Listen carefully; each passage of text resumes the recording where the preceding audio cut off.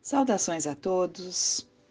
Buscando então para a nossa reflexão do quanto estamos nos tornando, de modo geral, cada vez mais intolerantes. Percebemos que existe aí uma crise de intolerância, né? Essa intolerância vem tomando espaço cada vez maior e estamos permitindo que isso aconteça.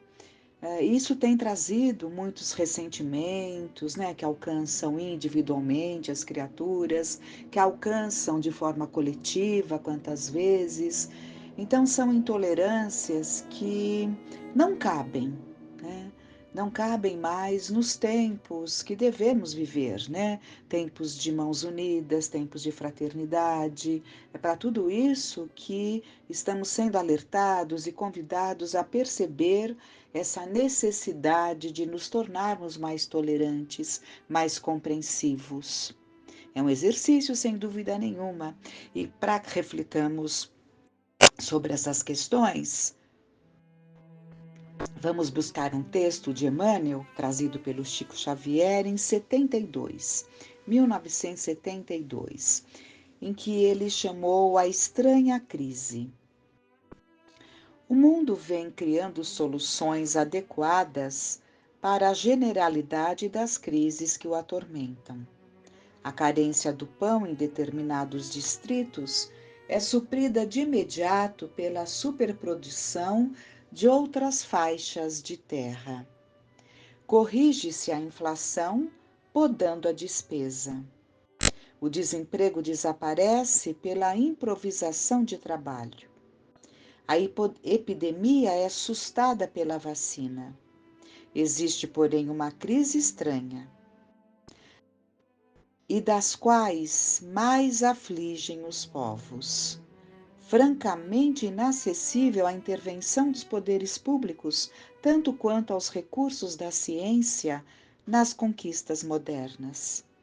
Referimo-nos à crise da intolerância, que, desde o travo de amargura que sugere o desânimo, a violência do ódio que impele ao crime, vai minando as melhores reservas morais do planeta com a destruição consequente de muitos dos mais belos empreendimentos humanos.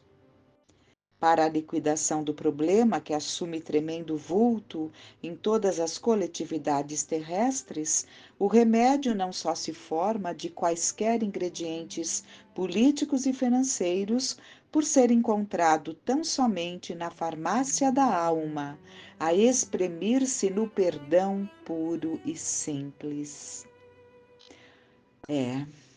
Onde encontrar o remédio para acalmar essa intolerância, né? Na farmácia da alma encontramos essa medicação. O perdão é o único antibiótico mental suscetível de extinguir as infecções do ressentimento no organismo do mundo. Perdão entre dirigentes e dirigidos, sábios e ignorantes, instrutores e aprendizes, benevolência entre o pensamento que governa e o braço que trabalha, entre a chefia e a subalternidade. Consultem-se nos fóruns, autênticos hospitais de relações humanas, os processos por demandas, questões salariais, divórcios e desquites baseados na intransigência doméstica ou na incompatibilidade de sentimentos, reclamações, indenizações e reivindicações de toda a ordem. E observe que, além dos tribunais de justiça, a animosidade entre pais e filhos, a luta de classes, as greves de múltiplas procedências, as queixas de parentela, os duelos de opinião entre a juventude e a madureza, as divergências raciais e os conflitos de guerra, e verificaremos que ou nos desculpamos uns aos outros na condição de espíritos frágeis e endividados que ainda somos quase todos, ou a nossa agressividade acabará expulsando a civilização dos cenários terrestres. Eis porque Jesus, há quase 20 séculos, e hoje já dizemos há mais de 20 séculos, né? Há pouco mais de 20 séculos, nos exortou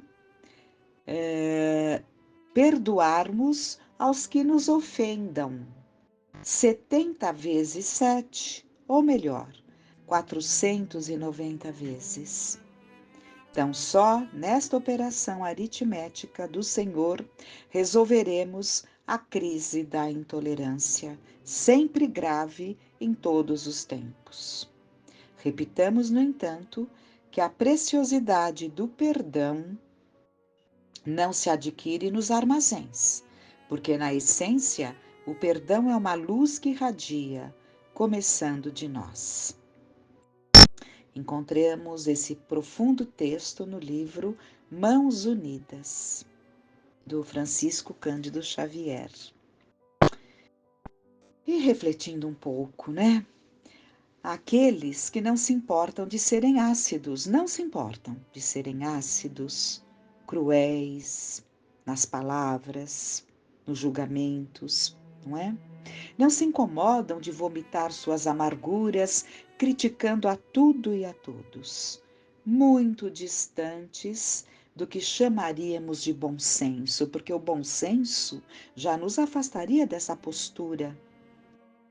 Mas há aqueles, então, se há esses tantos, há aqueles que se empenham em serem propensos ao bem. Mas mesmo assim, esbarram em muitos entraves nascidos de suas amarras.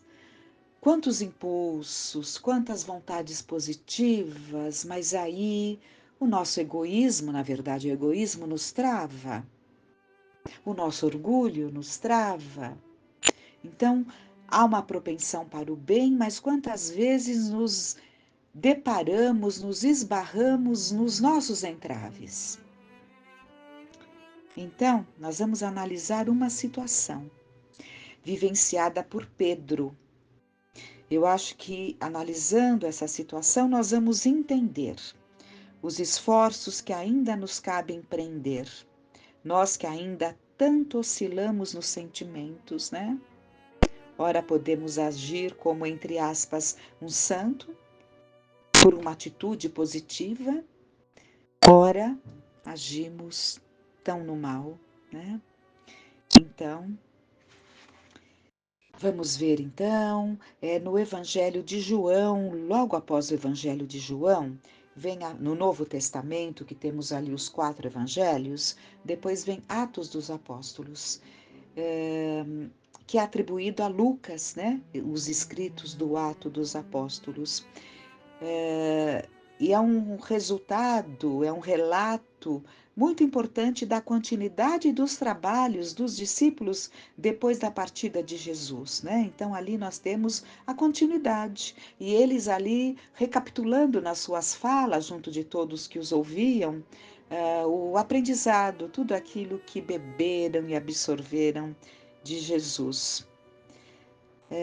E nesse Ato dos Apóstolos, no capítulo 10, nós temos um relato muito interessante de Pedro, verdadeiramente se cristianizando. É muito interessante o processo, né? Aquele Pedro tão emotivo, mas às vezes tão impulsivo, ele teve que ir domando esse lado dele, da personalidade dele, né? E vamos vendo então. Morava em Cesareia um homem de nome Cornélio, centurião da corte chamada italiana, piedoso e temente a Deus com toda a sua casa, e que fazia muitas esmolas ao povo e de contínuo orava a Deus. Então, era o Cornélio, centurião da corte chamada italiana. Esse homem observou claramente durante uma visão, cerca da hora nona do dia, um anjo de Deus que se aproximou dele e lhe disse: Cornélio.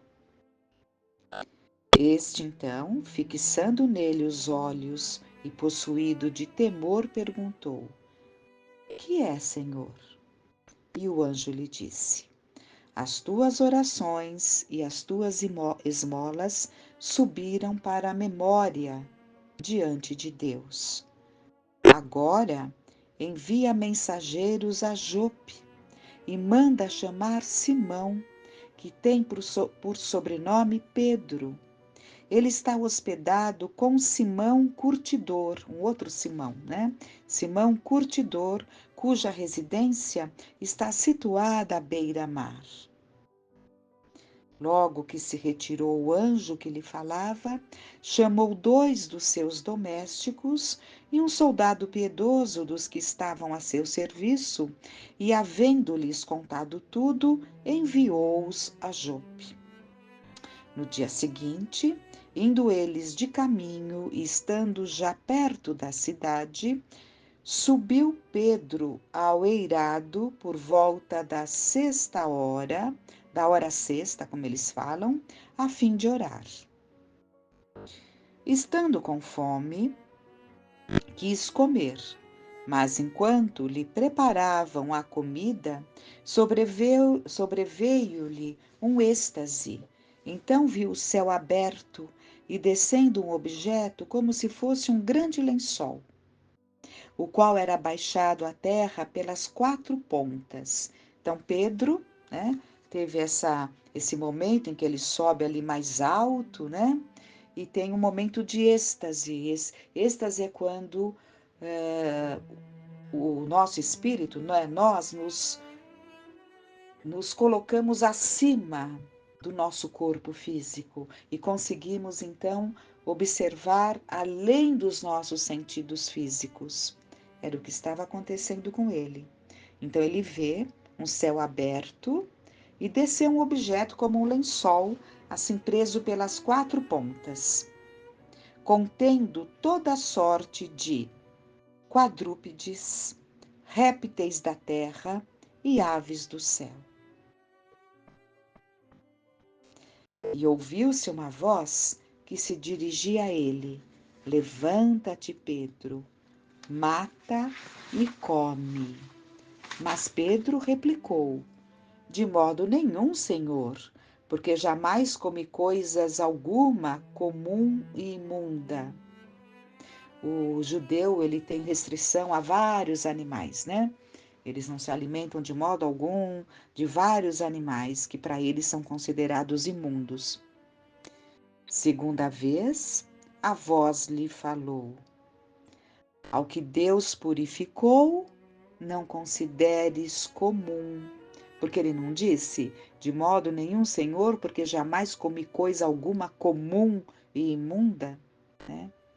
Então, a voz fala novamente: ao que Deus purificou, não consideres comum. Sucedeu isso por 3 vezes, e logo aquele objeto foi recolhido ao céu. Então Pedro estava perplexo sobre qual seria o significado da visão. Eis que os homens enviados da parte de Cornélio, tendo perguntado pela casa de Simão, pararam junto à porta e, chamando, indagavam se estava ali hospedado Simão, por sobrenome Pedro. Enquanto meditava Pedro acerca da visão, disse-lhe o Espírito: Estão aí 2 homens que te procuram. Levanta-te, pois, desce e vai com eles, nada duvidando, porque eu os enviei. E descendo Pedro para junto dos homens, disse: Aqui me tendes, sou eu a quem buscais? A que viestes? Então disseram: o centurião Cornélio, homem reto e temente a Deus, e tendo bom testemunho de toda a nação judaica, foi instruído por um santo anjo para chamar-te à sua casa e ouvir as tuas palavras. Pedro, pois, convidando-os a entrar, hospedou-os. No dia seguinte, levantou-se e partiu com eles. Também alguns irmãos dos que habitavam em Jope foram em sua companhia. No dia imediato, entrou em Cesareia. Cornélio estava esperando por eles, tendo reunido seus parentes e amigos íntimos. Aconteceu que, indo Pedro a entrar, lhe saiu Cornélio ao encontro e, prostrando-se-lhe aos pés, o adorou. Mas Pedro levantou, dizendo: ergue-te, que eu também sou homem. Falando com ele, entrou, encontrando muitos reunidos ali, a quem se dirigiu, dizendo: vós bem sabeis que é proibido a um judeu ajuntar-se ou mesmo aproximar-se a alguém de outra raça. Mas Deus me demonstrou que a nenhum homem considerasse comum ou imundo. Por isso, uma vez chamado, vim sem vacilar. Pergunto, pois, por que razão me mandaste chamar? Respondeu-lhe Cornélio: faz hoje 4 dias que, por volta desta hora, estava eu observando em minha casa a hora 9ª de oração. E eis que se apresentou diante de mim um varão de vestes resplandecentes e disse: Cornélio, a tua oração foi ouvida e as tuas esmolas lembradas na presença de Deus. Manda, pois, alguém a Jope a chamar Simão, por sobrenome Pedro. Acha-se este hospedado em casa de Simão, curtidor, à beira-mar. Portanto, sem demora, mandei chamar-te, e fizestes bem em vir. Agora, pois, estamos todos aqui na presença de Deus, prontos para ouvir tudo o que foi ordenado da parte do Senhor. Então falou Pedro, dizendo: reconheço por verdade que Deus não faz acepção de pessoas. Pelo contrário, em qualquer nação, aquele que o teme e faz o que é justo lhe é aceitável. Esta é a palavra que Deus enviou aos filhos de Israel, anunciando-lhes o evangelho da paz por meio de Jesus Cristo. Este é o Senhor de todos vós, este é o Senhor de todos. Vós conheceis a palavra que se divulgou por toda a Judéia, tendo começado desde a Galiléia, depois do batismo que João pregou, como Deus ungiu a Jesus de Nazaré com o Espírito Santo e com o poder, o qual andou por toda a parte fazendo bem e curando a todos os oprimidos do diabo, porque Deus era com ele. E nós somos testemunhas de tudo o que ele fez na terra dos judeus e em Jerusalém, ao qual também tiraram a vida, pendurando-o no madeiro. A este ressuscitou Deus no terceiro dia e concedeu que fosse manifesto, não a todo o povo, mas às testemunhas que foram anteriormente escolhidas por Deus. Isto é, a nós que comemos e bebemos com ele, depois que ressurgiu dentre os mortos, e nos mandou pregar ao povo e testificar que ele é quem foi constituído por Deus, juiz vivo dos vivos e dos mortos. Dele, todos os profetas dão testemunho de que, por meio de seu nome, todo aquele que nele crê recebe remissão de pecados. Ainda Pedro falava essas coisas quando caiu o Espírito Santo sobre todos os que ouviam a palavra. E os fiéis que eram da circuncisão, que vieram com Pedro, admiraram-se, porque também sobre os gentios foi derramado o dom do Espírito Santo, pois os ouviam falando em línguas e engrandecendo a Deus. Precisamos entender essa linguagem figurada que Jesus usou, que os judeus usavam, essa cair o Espírito Santo, né? A língua de fogo, cair o Espírito Santo sobre ali a pessoa é quando ela fica mediunizada, né? É o que chamamos, né, de mediunidade. Então, eles começaram ali, os que estavam os chamados gentios, porque não eram os judeus propriamente ditos que seguiam ali as escrituras, né? Eles incorporaram, né? E falavam em línguas diversas, como havia já acontecido com os discípulos, né? Então, tudo isso foi um grande ensinamento para Pedro, para todos aqueles que o seguiram, né? Então, perguntou Pedro, porventura pode alguém recusar a água para que não sejam batizados estes, que assim como nós receberam o Espírito Santo? E ordenou que fossem batizados em nome de Jesus Cristo. Então lhe pediram que permanecesse com eles por alguns dias, né? Então é uma grande lição. Então é isso que nós estamos focando. Nós não falamos que nós temos amarras? Pedro, com aquele coração que ele tinha, ele ainda estava amarrado a determinados preceitos, entendimentos, né? E Lucas, para quem tiver interesse, esse texto que nós lemos está em Atos, no capítulo 10, e vai do versículo 1 ao 48. Lucas nos relata, né, perfeitamente. E entendemos como esses fatos clarearam o entendimento de Pedro. Cornélio era um centurião romano e, como podemos perceber, ele tinha na família vários médiuns, não é o que nós deduzimos? Ele não estava ali com a parentela dele? Que estavam apresentando manifestações e, quando ele está orando, é orientado a procurar Pedro. Pedro, apesar de ter acompanhado Jesus nas suas pregações, no seu trabalho, e como acompanhou, né, estava sempre junto de Jesus, é, apesar de ser aquele apóstolo dedicado, aquela pedra sobre a qual Jesus se firmara muitas vezes, inclusive na revelação, né?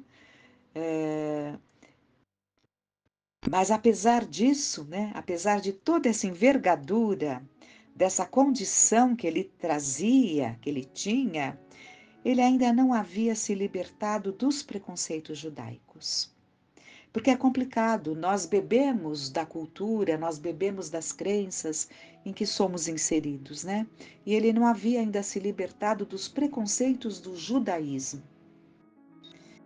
A sua formação judaica, naturalmente, né, ainda o impedia de ser realmente cristão. Mas da forma como tudo foi preparado, ele compreendeu que Deus tinha enviado a Jesus para todos indistintamente e que para ser cristão não precisaria ser convertido primeiramente ao judaísmo. Quando a visão desapareceu, ele compreendeu que estava errado e que o símbolo do lençol cheio de todas as espécies queria dizer a ele que o mundo estava cheio de homens de todas as espécies, mas que todos eram filhos de Deus e deviam merecer sua atenção. E aí ele vai, né, conviver com todas as comunidades consideradas pelos judeus como impuras, heréticas, ali no meio dos excluídos. E ele vai, né, como Jesus já tinha orientado, ide aos gentios, e lá vai Pedro com toda a sua fibra, né? Então, é sempre pedirmos a Deus, né, que essa visão simbólica de Pedro possa nos ajudar nos nossos lares, que é o nosso reduto de educação, porque essa educação acabará chegando, né? As nossas instituições, acabará chegando a cada um e não veremos mais tantas intolerâncias, tantas incompreensões. Reflitamos muito e que fiquemos em paz.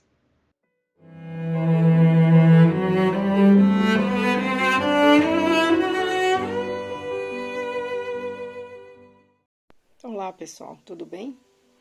Hoje nós vamos finalizar o livro Mereça Ser Feliz, Superando as Ilusões do Orgulho, com o material que eu separei do livro Obras Póstumas, intitulado O Egoísmo e o Orgulho, para que a gente consiga fechar todas essas considerações que fizemos a respeito dessa questão.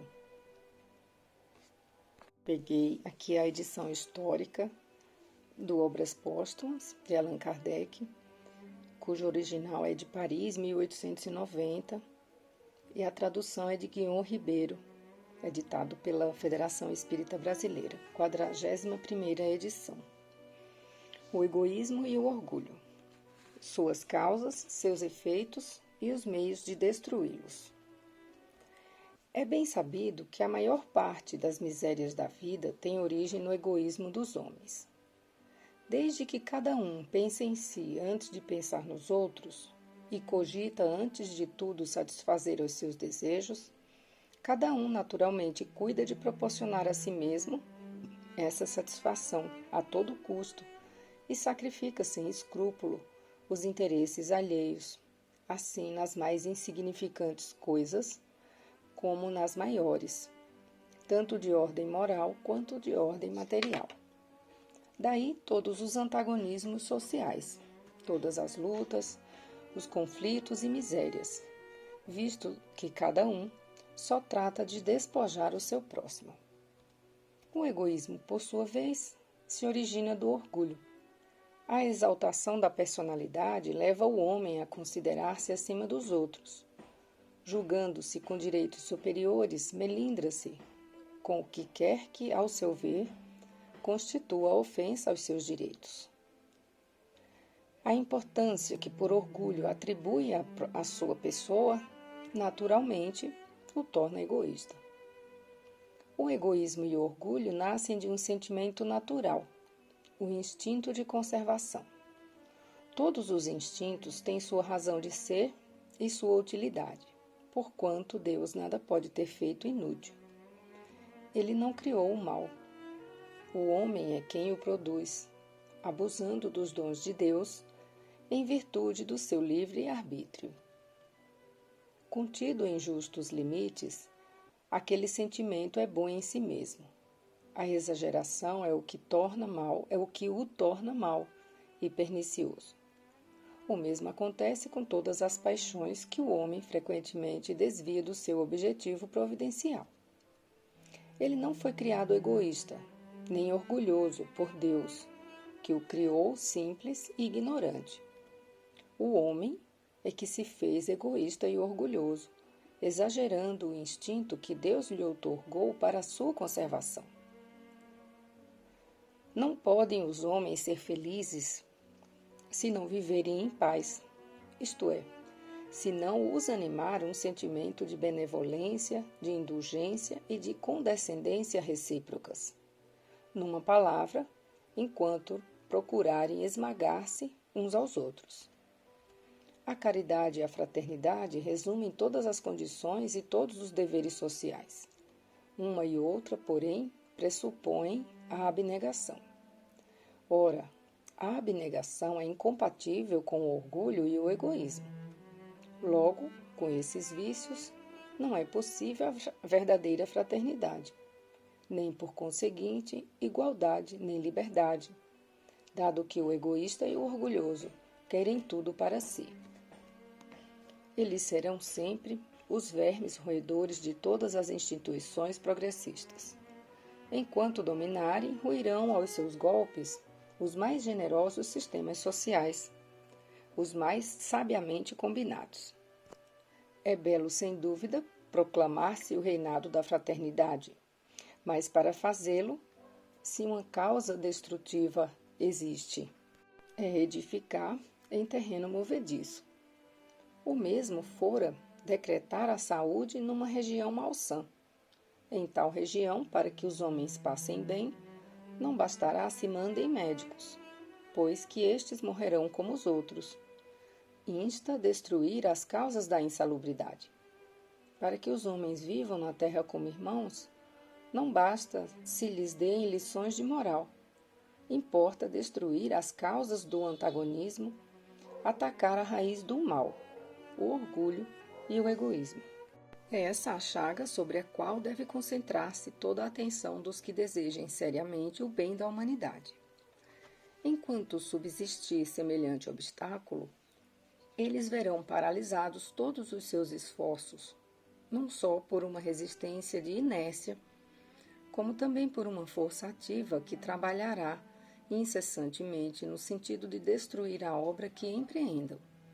Por isso que toda ideia grande, generosa e emancipadora arruína as pretensões pessoais. Impossível, disse-a, destruir o orgulho e o egoísmo, porque são vícios inerentes à espécie humana. Se fosse assim, houvéramos de desesperar de todo o progresso moral. Entretanto, desde que se considere o homem nas diferentes épocas transcorridas, não se há de negar que evidente progresso se efetuou. Ora, se ele progrediu, ainda naturalmente progredirá. Por outro lado, não se encontrará homem nenhum sem orgulho nem egoísmo? Não se vêem, ao contrário, criaturas de índole generosa, em que parecem inatos os sentimentos do amor ao próximo, da humildade, do devotamento e da abnegação? O número delas, positivamente, é menor do que o dos egoístas. Se assim não fosse, não seriam estes últimos os fautores da lei. Há muito mais criaturas dessas do que se pensa, e se parecem tão pouco numerosas, é porque o orgulho se põe em evidência, ao passo que a virtude modesta se conserva na obscuridade. Se, portanto, o orgulho e o egoísmo se contassem entre as condições necessárias da humanidade, como a da alimentação para sustento da vida, não haveria exceções. O ponto essencial, pois, é conseguir que a exceção passe a constituir regra. Para isso, trata-se antes de tudo de destruir as causas que produzem e entretêm o mal. Dessas causas, a principal reside, evidentemente, na ideia falsa que o homem faz da sua natureza, do seu passado e do seu futuro. Por não saber de onde vem, ele se crê mais do que é. E não sabendo para onde vai, concentra na vida terrena todo o seu pensar. Acha tão agradável quanto possível. Anseia por todas as satisfações, por todos os gozos. É essa a razão por que atropela sem escrúpulo o seu semelhante, se este lhe opõe alguma dificuldade. Mas para isso é preciso que ele predomine. A igualdade daria a outros direitos que ele só quer para si.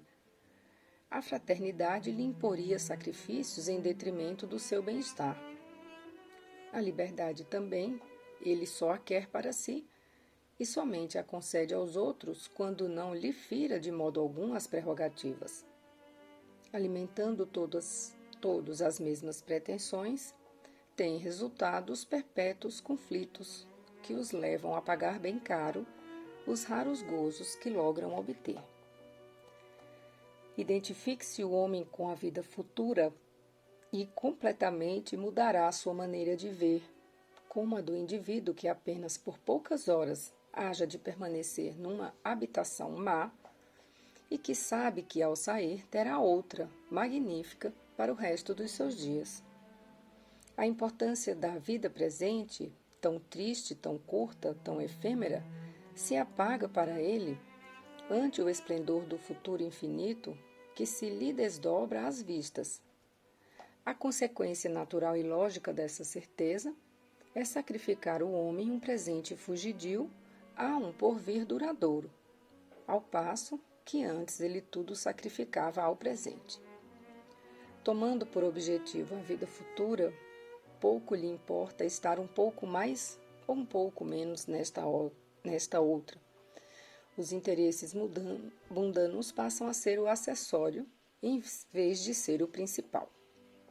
Ele trabalha no presente com o fito de assegurar a sua posição no futuro, tanto mais quando sabe em que condições poderá ser feliz. Pelo que toca aos interesses terrenos, podem os humanos criar-lhe obstáculos.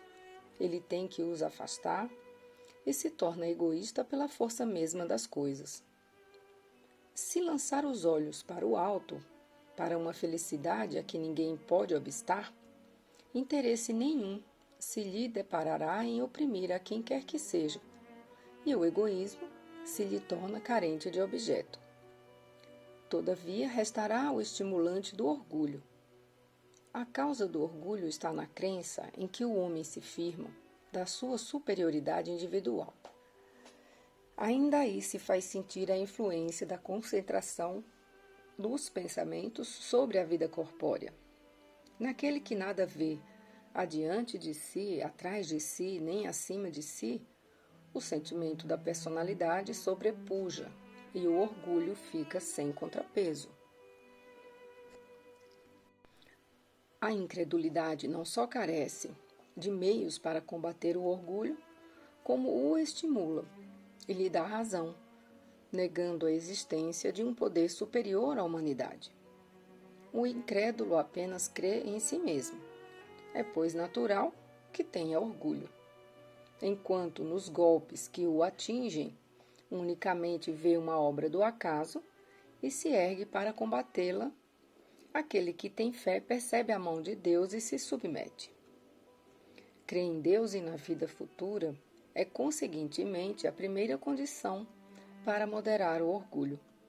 Porém, não basta. Juntamente com o futuro, é necessário ver o passado, para fazer ideia exata do presente. Para que o orgulhoso deixe de crer na sua superioridade, cumpre-se-lhe prove que ele não é mais do que os outros, e que estes são tanto quanto ele. Que a igualdade é um fato, e não apenas uma bela teoria filosófica. Que estas verdades ressaltam da preexistência da alma e da reencarnação. Sem a preexistência da alma, o homem é induzido a acreditar que Deus, dado crer em Deus, lhe conferiu vantagens excepcionais. Quando não crê em Deus, rende graças ao acaso e ao seu próprio mérito. Iniciando na vida anterior da alma, a preexistência lhe ensina a distinguir da vida corporal, transitória, a vida espiritual infinita. Ele fica sabendo que as almas saem todas iguais das mãos do Criador, que todas têm o mesmo ponto de partida e a mesma finalidade, que todos hão de alcançar em mais ou menos tempo, conforme os esforços que empreguem, que ele próprio não chegou a ser o que é, senão depois de haver por longo tempo e penosamente vegetado como os outros nos degraus inferiores da evolução, que, entre os mais atrasados e os mais adiantados, não há senão uma questão de tempo, que as vantagens do nascimento são puramente corpóreas e independem do espírito, que o simples proletário pode, noutra existência, nascer num trono, e o maior potentado renascer proletário. Se levar em conta unicamente a vida planetária, ele vê apenas as desigualdades sociais do momento, que são as que o impressionam. Se, porém, deitar os olhos sobre o conjunto da vida do espírito, sobre o passado e o futuro, desde o ponto de partida até o de chegada, aquelas desigualdades se somem, e ele reconhece que Deus nenhuma vantagem concedeu a qualquer de seus filhos em prejuízo dos outros, que deu parte igual a todos e não aplainou o caminho mais para uns do que para outros, que o que se apresenta menos adiantado do que ele na terra pode tomar-lhe a dianteira, se trabalhar mais do que ele por aperfeiçoar-se. Reconhecerá finalmente que nenhum, chegando ao termo senão por seus esforços, o princípio da igualdade é um princípio de justiça e uma lei da natureza, perante a qual cai o orgulho do privilégio. Provando que os espíritos podem renascer em diferentes condições sociais, quer por expiação, quer por provação, a reencarnação ensina que naquele a quem tratamos com desdém, pode estar um que foi nosso superior, ou nosso igual noutra existência, um amigo ou um parente. Se o soubesse, o que com ele se defronta, o trataria com atenções, mas nesse caso nenhum mérito teria. Por outro lado, se soubesse que o seu amigo atual foi seu inimigo, seu servo ou seu escravo, sem dúvida o repeliria. Ora, não quis Deus que fosse assim, pelo que lançou um véu sobre o passado. Deste modo, o homem é levado a ver em todos irmãos seus e seus iguais, donde uma base natural para a fraternidade. Sabendo que pode ser tratado como haja tratado os outros, a caridade se lhe torna um dever e uma necessidade fundados na própria natureza. Jesus assentou o princípio da caridade, da igualdade e da fraternidade, fazendo dele uma condição expressa para a salvação. Mas estava reservado à terceira manifestação da vontade de Deus no Espiritismo, pelo conhecimento que faculta da vida espiritual, pelos novos horizontes que desvenda e pelas leis que revela, sancionar esse princípio, provando que ele não encerra uma simples doutrina moral, mas uma lei da natureza que o homem tem o máximo interesse em praticar. Ora, ele a praticará desde que, deixando de encarar o presente como o começo e o fim, compreenda a solidariedade que existe entre o presente, o passado e o futuro. No campo imenso do infinito que o Espiritismo lhe faz entrever, anula-se a sua importância capital, e ele percebe que, por si só, nada vale e nada é. Que todos têm necessidade uns dos outros, e que uns não são mais do que os outros. Duplo golpe no seu egoísmo e no seu orgulho. Para isso é-lhe necessária a fé, sem a qual permanecerá na rotina do presente. Não a fé cega que foge à luz, restringe as ideias e, em consequência, alimenta o egoísmo. É-lhe necessária a fé inteligente, racional, que procura a claridade e não as trevas, que ousadamente rasga o véu dos mistérios e alarga o horizonte.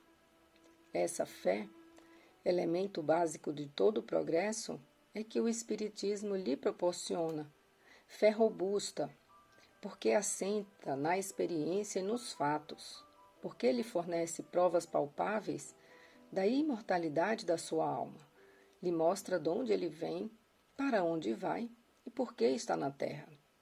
E, finalmente, lhe firma as ideias ainda incertas sobre o seu passado e sobre o seu futuro. Uma vez que haja entrado decisivamente por esse caminho, já não tendo o que os incite, o egoísmo e o orgulho se extinguirão pouco a pouco, por falta de objetivo e de alimento, e todas as relações sociais se modificarão sob o influxo da caridade e da fraternidade bem compreendidas. Poderá isso dar-se por efeito de brusca mudança? Não, fora impossível. Nada se opera bruscamente em a natureza. Jamais a saúde volta de súbito a um enfermo. Entre a enfermidade e a saúde há sempre a convalescença. Não pode o homem mudar instantaneamente o seu ponto de vista e volver da terra para o céu o olhar. O infinito o confunde e deslumbra. Ele precisa de tempo para assimilar as novas ideias. O Espiritismo é, sem contradita, o mais poderoso elemento de moralização, porque mina pela base o orgulho e o egoísmo, facultando ponto de apoio à moral. Há feito milagres de conversão. É certo que ainda são apenas curas individuais e não raro parciais. O que, porém, ele há produzido com relação a indivíduos constitui penhor do que produzirá um dia sobre as massas. Não lhe é possível arrancar de um só golpe as ervas daninhas. Ele dá a fé, e a fé é a boa semente, mas mister se faz que ela tenha tempo de germinar e de frutificar. Razão porque nem todos os espíritas já são perfeitos. Ele tomou o homem em meio da vida no fogo das paixões, em plena força dos preconceitos.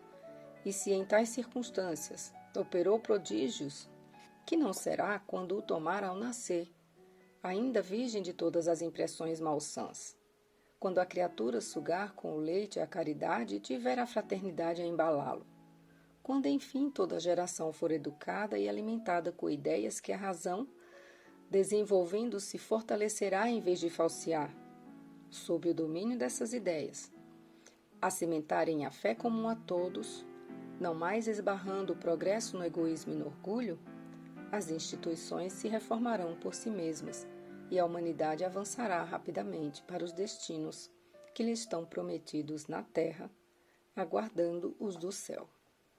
E aqui nós encerramos mais um estudo. Uma boa semana a todos.